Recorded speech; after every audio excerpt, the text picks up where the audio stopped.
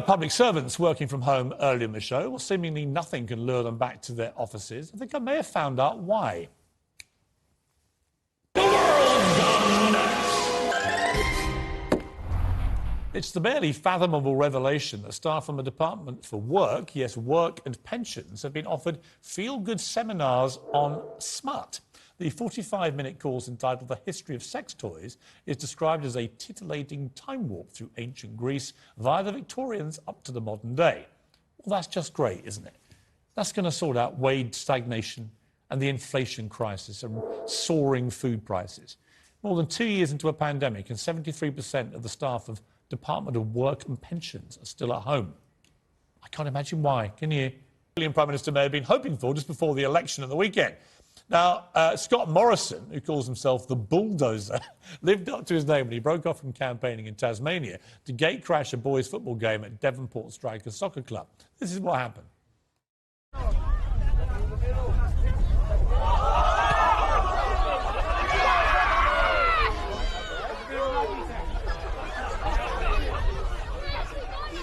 I've actually got a bit of sympathy for the Aussie PM. I've got 3 sons, and whenever I play football with them, that was normally what used to happen at some stage. The challenge when you reach a certain age and physical stature is that when you start to tumble, there's simply no stopping you. And if there does happen to be a useful small object in the vicinity, they can be quite a useful buffer. Morrison's not the first political leader to discover this. Who can forget, of course, Boris Johnson's own battle with gravity and children back in 2015. Last attack, last attack.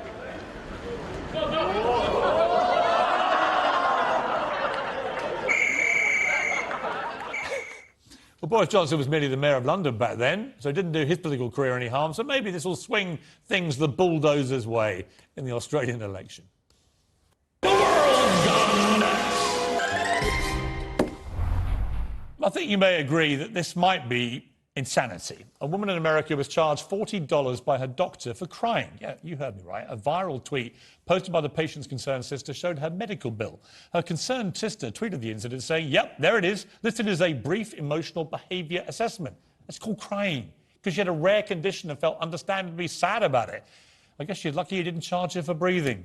The world is going nuts, but we're here to put it right.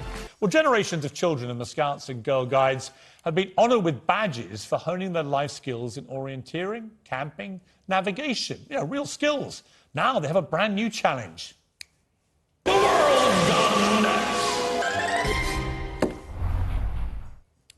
Yes, the new challenge for British Girl Guides, for which they actually get badges lauding their success, is walking to the chip shop.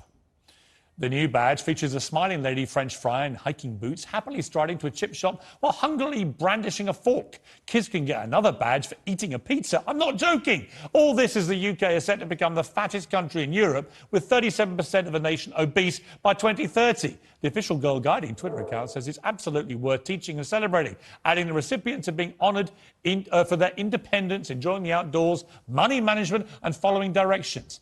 Following directions? Really? To a chip shop? Judging by the fat record in this country, we have no problem finding chip shops. I love kilts. The national dress of bonny Scotland. A celebrated part of Scottish culture for almost 500 years. But not anymore, obviously. The world's gone nuts. The Scottish Government has issued anti-racism guidance to schools, warning teachers they should be avoiding showing Scots in kilts. Really? All the best people should wear them, as you can see. Kids should dress in the clothes of other cultures, the government says, to make them global citizens. But kilts are a stereotype. Really? So the only culture these kids are not allowed to appropriate is their own. Well, I'm sorry. I'm not having it, because that's ridiculous. On this show, we celebrate Scottish culture. So that's it from me. And here is some Scottish music for the bloke in a kilt.